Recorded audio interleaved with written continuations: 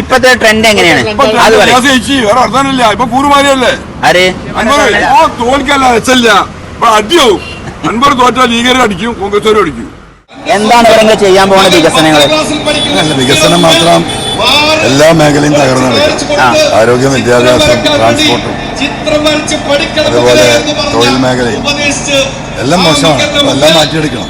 ജനങ്ങളൊരു അവസരം തരികയാണെങ്കിൽ മാറ്റിയെടുക്കും. അടിത്തട്ടിൽ നിന്ന് മാറ്റണം. അടിത്തട്ടിൽ വളരെ മോശമാണെന്നാണ് കേൾക്കാൻ സാധിച്ചത്. കേൾക്കാനല്ല, സത്യമാണ്.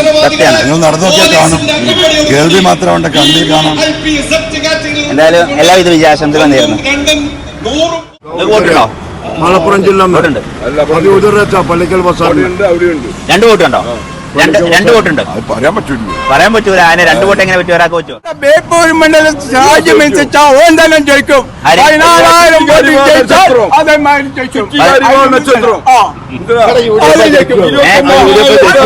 യാതൊരു മാറ്റമില്ല.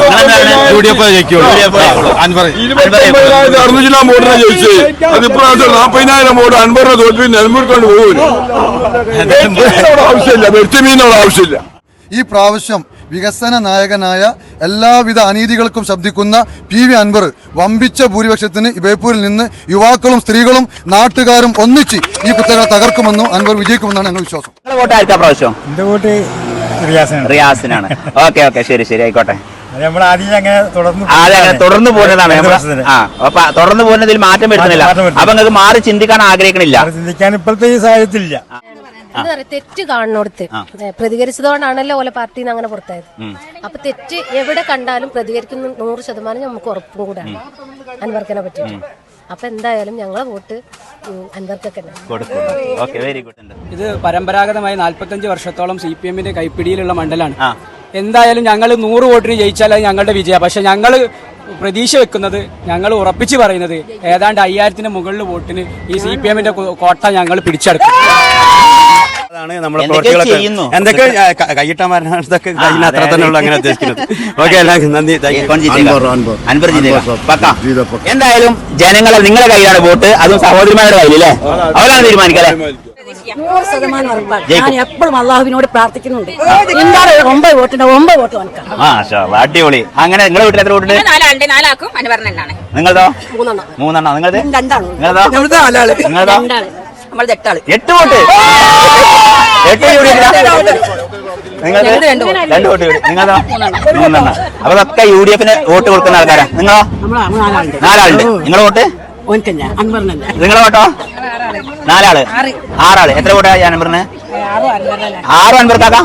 നിങ്ങളോ? 10 വോട്ട്. 10 വോട്ടാക്കാം. എവിടെ? വരി. നിങ്ങൾക്ക് എത്ര വോട്ടാ? ഇങ്ങനത്തെ തന്നെയാണ് ചതുർമാസം മത്സരിച്ചപ്പോഴും. പിന്നെ അല്ല, ഇപ്പത്തെ ട്രെൻഡ് എങ്ങനെയാണ് അത് പറയാം. ഇപ്പൊ കൂറുമാരിയല്ലേ അൻവർ? അല്ല, ഇവിടെ എല്ലാ ആൾക്കാർ കൂടുതൽ ആൾക്കാർ പറഞ്ഞ അൻവർക്ക് ജയിക്കുന്നാണല്ലോ. ലീഗർ പറയും, ഇവിടെ ലീഗറാണ് ശക്തി. CPM എന്താ പറഞ്ഞത്? തോൽക്കല്ല രസമില്ല, അടിയാവും. അൻവർ തോറ്റാൽ ലീഗരും അടിക്കും, കോൺഗ്രസുകാരും അടിക്കും. സത്യത്തിൽ നിങ്ങൾക്ക് വോട്ടില്ലാന്നല്ലേ പേരാണ്? വോട്ടുണ്ടോ? മലപ്പുറം ജില്ല പള്ളിക്കൽ അവിടെയുണ്ട്. 2 വോട്ടുണ്ടോ? മലപ്പുറം ജില്ല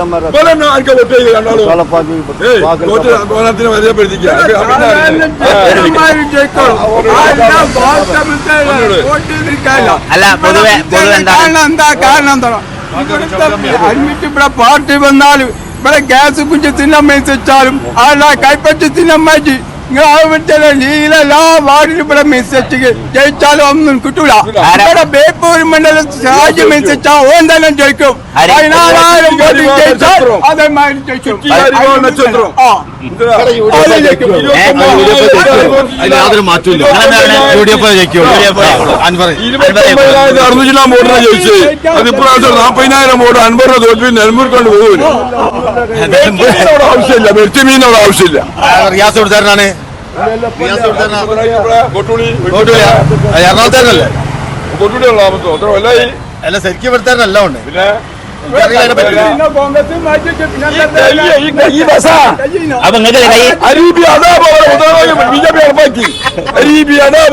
കോൺഗ്രസ് ഉണ്ടെന്ന് BJP നടപ്പാക്കി. 1 വർഷങ്ങൾക്ക് രക്ഷണ്ടോ? കൂടുതലല്ലേ? പിന്നെ രാജനും ഗീജനൊക്കെ ഇവിടെ 4 ആളുള്ളത് സുഹൃത്തുക്കൾ. അതിൽ 2 ആൾക്കാർ കോൺഗ്രസിന് ആൾക്കാർ, 2 ആൾക്കാർ CPM ജയിക്കുന്നതാണ്.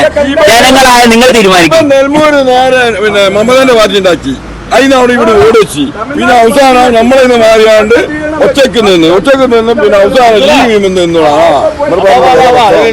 2 മാസം മുമ്പ് പോലെ ഒന്നായിട്ട് ആലോചിച്ചു കൊണ്ടത്. അപ്പൊ എന്റെ എമ്പർമാന് 18,000 വോട്ടിന് തോറ്റിന് വികസിനോട് മൈനജിയോ ഈ അരമുറിച്ചതിനെ വോട്ടിനെ നോക്ക്.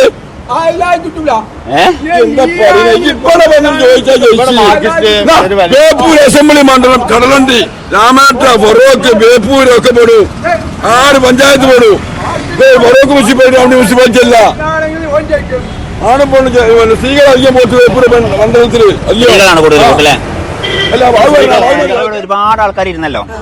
സത്യത്തിൽ നിങ്ങൾ അൻവർ ഖാന്റെ വിജയം പ്രതീക്ഷിച്ചിരുന്നതാണോ, അതോ നിങ്ങൾ എല്ലാവരും കാണാൻ വന്നപ്പോ അങ്ങനെ ഒരു കാഴ്ചക്കാരായി വന്നാണോ? വിജയം പ്രതീക്ഷിച്ചിരിക്കണം. തീർച്ചയായിട്ടും ജയിക്കും. ജയിക്കൂല എന്നുള്ളൊരു ഇത് നിങ്ങൾക്ക് തോന്നുന്നുണ്ടോ? എല്ലാവരും വന്നു, എല്ലാവരും ചങ്ങാഴ്ചകളൊക്കെ നമ്മളെ വിളിച്ചു, അപ്പൊ നിങ്ങൾ വന്നു, അങ്ങനെയാണോ? അങ്ങനെയല്ല, ജയിക്കുന്നുള്ള പ്രതീക്ഷയോട് കൂടിയിട്ട് വന്നത്. 100% ജയിക്കും. ഒരു മാറ്റം പ്രതീക്ഷിക്കണം ഇവിടെ. നല്ല മാറ്റം ഉണ്ടാവും. മാറ്റം വേണം തന്നെ. കുറച്ചും കൂടി ഭൂരിപക്ഷത്തോട് കിട്ടും എന്നുള്ള പ്രതീക്ഷയോട് കൂടി ഇരിക്കുകയാണ്. എത്ര വർഷമായിട്ട് നിങ്ങൾ ഇവിടെ ശരിക്കും നിങ്ങൾക്ക് ഇവിടെ അടിസ്ഥാന സൗകര്യങ്ങൾ കുറവാണോ? കുറവാണ്. നിങ്ങൾക്ക് എന്താണ് അടിസ്ഥാന സൗകര്യം? നിങ്ങൾക്ക് എന്താ കുറവുള്ള ഇവിടെ? തിങ്ങി താമസിക്കുന്ന സ്ഥലമാണ്, വെള്ളം കയറി, വീടുകളൊക്കെ വെള്ളം കയറും, റോഡുകളൊക്കെ വെള്ളം കയറും, താമസ സ്ഥലമാണ്. അപ്പൊ അതിനു വേണ്ടിയുള്ള ഓവുചാല് നിർമ്മാണങ്ങളൊക്കെ ഒന്നുമില്ല ഇവിടെ? നിറഞ്ഞു വരും. ഞങ്ങൾ എല്ലാ കാര്യങ്ങളും ചെയ്തുകൊണ്ടേ ഇരിക്കുന്നുണ്ട്. ഉയരത്തിലേക്ക് വരും. അപ്പൊ അൻവർ ഖാന്റെ വിജയം 100% പ്രതീക്ഷ. 100% ഉറപ്പാണ്. ഞാൻ എപ്പോഴും അള്ളാഹുവിനോട് പ്രാർത്ഥിക്കുന്നുണ്ട്. എന്താണ് 9 വോട്ടുണ്ട്, 9 വോട്ട് വാങ്ങിക്കാം. അടിപൊളി. അങ്ങനെ നിങ്ങളുടെ വീട്ടിൽ എത്ര വോട്ടുണ്ട്? 4 അനുവർണ്ണനാണ്. നിങ്ങളതോ? 3 നിങ്ങളത്? 2 ആള്. നിങ്ങളതോ? നിങ്ങളതോ? 8 8 വോട്ട്. 8 UDF. നിങ്ങൾക്ക് 2 വോട്ട്. നിങ്ങളതോ? 3. അപ്പൊ അതൊക്കെ UDF വോട്ട് കൊടുക്കുന്ന ആൾക്കാരാ. നിങ്ങളോ? 4 ആളുണ്ട്. നിങ്ങളെ വോട്ട്? നിങ്ങളെ വോട്ടോ? 4 ആള്. 6 ആള്. എത്ര വോട്ടാ അൻവറിന്? 6 അൻവർക്കാക്ക. നിങ്ങളോ? 10 വോട്ട്. 10 വോട്ട് ആർക്കാ? എവിടെ? ഇവിടെ വരി. നിങ്ങൾക്ക് എത്ര വോട്ടാ? എത്ര വോട്ട്? 1 വോട്ട്. 1 വോട്ട്.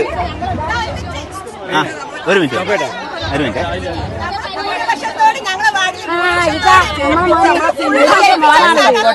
എങ്ങനെ? ഇവിടെ അൻവറേ ജയിക്കുള്ളൂ. ജയിക്കണം. ബേപ്പൂർ മണ്ഡലത്തിൽ ഏറ്റവും കൂടുതൽ ഭൂരിപക്ഷം കിട്ടാൻ പോകുന്ന ബൂത്താണ് 159, 160, 161. നിങ്ങൾ എഴുതി വെച്ചോളൂ.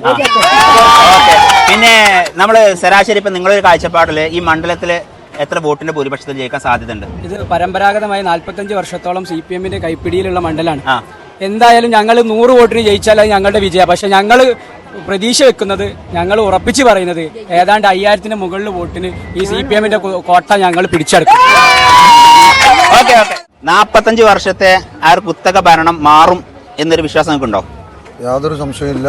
ഇപ്രാവശ്യം ബേപ്പൂര് കേരളം മൊത്തം UDF പിടിക്കുന്നതിന്റെ കൂട്ടത്തിൽ ബേപ്പൂരും വിജയിക്കുന്ന യാതൊരു സംശയമില്ല. അതിനുവേണ്ടി ഹാർഡ് വർക്ക് നിങ്ങൾ ചെയ്യുന്നുണ്ട്. ഞങ്ങളെല്ലാം നിഷ്പക്ഷമതികളായ നാട്ടുകാർ അതിന്റെ എല്ലാ പ്രവർത്തനവും നടത്തിക്കൊണ്ടിരിക്കുകയാണ്. ഇവിടെ നമുക്ക് കിട്ടിയ വിവരം എന്താ വെച്ചാൽ ഇവിടുത്തെ വിജയപരാജയങ്ങൾ നിയന്ത്രിക്കുന്നത് ഇവിടുത്തെ വനിതാ വോട്ടുകളാണ്, സ്ത്രീകളാണ്.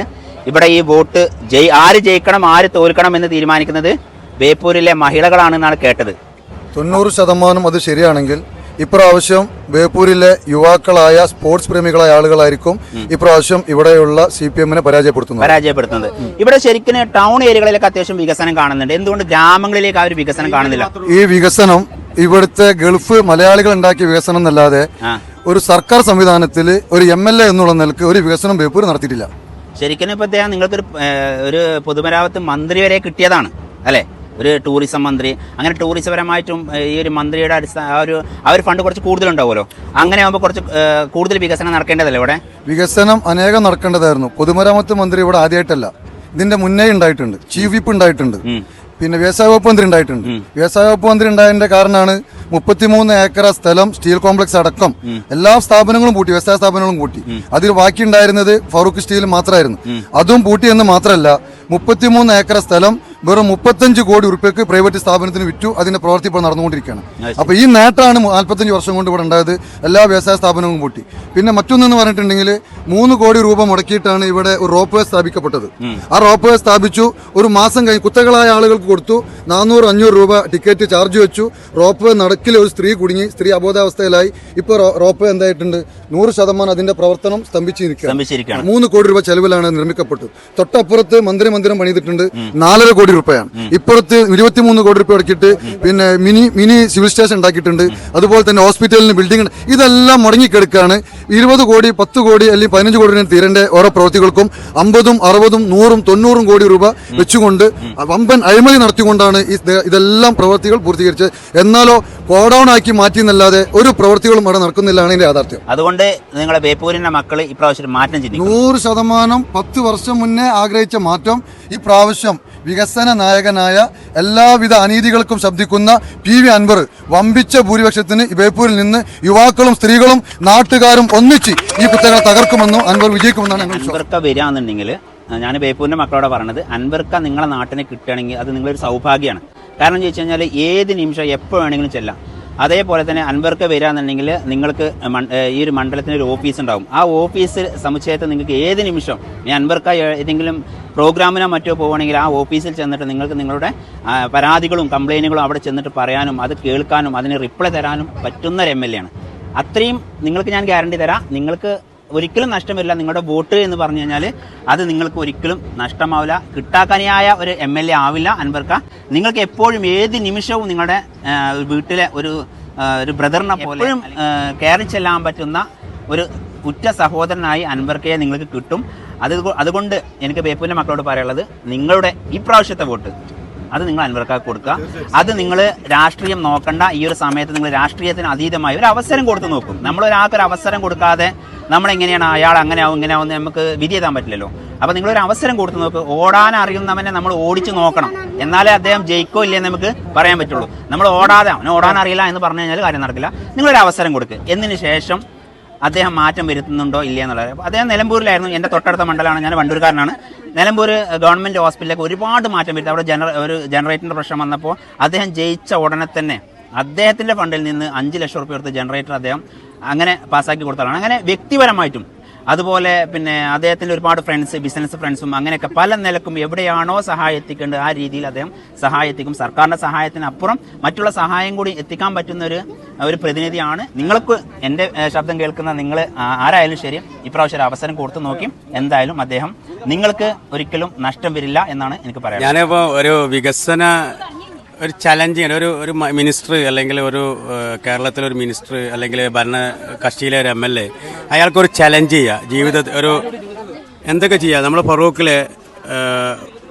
ഫറൂഖിലെ ബ്രിഡ്ജുണ്ട്, പഴയ ബ്രിഡ്ജ്. ആ ബ്രിഡ്ജിൻ്റെ ആ ബ്ലോക്കൊക്കെ ഒഴിവാക്കാൻ വേണ്ടിയിട്ട് തൊട്ടടുത്ത് റെയിൽവേൻ്റെ ബ്രിഡ്ജ് ഉണ്ടായിരുന്നു. ആ റെയിൽവേ ഒഴിവാക്കി ആ റെയിൽവേൻ്റെ ആ തൂണുകൾ നമ്മൾ സാധാരണ സഞ്ചാരയോഗ്യമാക്കാനുള്ള സംവിധാനമൊക്കെ ചെയ്യാമായിരുന്നു. അതൊന്നും ചലഞ്ച് ചെയ്യാതെ 4 മാല ബൾബും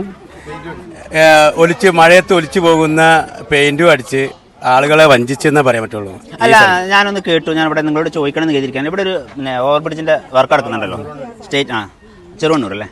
ആ ഓവർ ബ്രിഡ്ജ് ഉദ്ഘാടനം കഴിഞ്ഞു എന്ന് പറഞ്ഞിട്ട് ഒരു പോസ്റ്റർ ഉണ്ടായിരുന്നു. സത്യത്തിൽ ഉദ്ഘാടനമല്ല, അതിന്റെ പ്രവൃത്തിന്റെ ഉദ്ഘാടനമാണ് കഴിഞ്ഞാൽ തോന്നുന്നു. പ്രവൃത്തിയുടെ ഉദ്ഘാടനം. പക്ഷെ ആ ഒരു ബ്രിഡ്ജിനെ കൊണ്ട് ഒരു ഉപകാരം ഉണ്ടായിക്കൊള്ളുന്നില്ല ഇപ്പോഴത്തെ കാലത്തിൽ. ഇനി ഫ്യൂച്ചറിൽ വരാണ്. കാരണം എന്ന് വെച്ചാൽ അവിടുന്ന് എല്ലാ വാഹനങ്ങളും വരുന്നത് പുതിയ പാലത്ത് എന്ന് പറഞ്ഞാൽ നമ്മൾ അവിടേക്കാണ്. പക്ഷെ ആ പാലത്തിന് വികസനം ഇല്ല. വേറൊരു ബ്രിഡ്ജ് ഉണ്ടാക്കിയാലേ അതിന്റെ ആ ഒരു റെക്ടിഫൈ ആവുള്ളൂ. അല്ലാതെ നമ്മൾ ഒരിക്കലും അവിടെ മാത്രം ചെയ്തുകൊണ്ട് കാര്യമില്ല. ഇനിയും നമ്മൾ ഇത്രയും കാലം ഇനിയും മറ്റേ പാലത്തിന് വേണ്ടി വെയിറ്റ് ചെയ്ത് അത്രയും കാലം വെയിറ്റ് ചെയ്യണം. അപ്പോൾ ഒരു ഫ്യൂച്ചർ ഒരു പ്ലാൻ ഇല്ലാതെ ഒരു കോർഡിനേഷൻ ഇല്ലാതാണ് നമ്മുടെ പ്രവർത്തികളൊക്കെ. എന്തൊക്കെ കൈയിട്ടാൻ വരണതൊക്കെ കഴിഞ്ഞ അത്ര തന്നെ ഉള്ളൂ അങ്ങനെ ഉദ്ദേശിക്കുന്നത്. ഓക്കെ, എല്ലാവർക്കും നന്ദി, താങ്ക് യു. ഓക്കെ. തെറ്റ് കാണുന്നിടത്ത് പ്രതികരിച്ചതുകൊണ്ടാണല്ലോ ഓല പാർട്ടിന്ന് അങ്ങനെ പുറത്തായത്. അപ്പൊ തെറ്റ് എവിടെ കണ്ടാലും പ്രതികരിക്കുന്ന 100% നമുക്ക് ഉറപ്പും കൂടാണ് അൻവർക്കനെ പറ്റിയിട്ട്. അപ്പൊ എന്തായാലും ഞങ്ങളെ വോട്ട് അൻവർക്കൊക്കെ കൊടുക്കും. Okay, very good.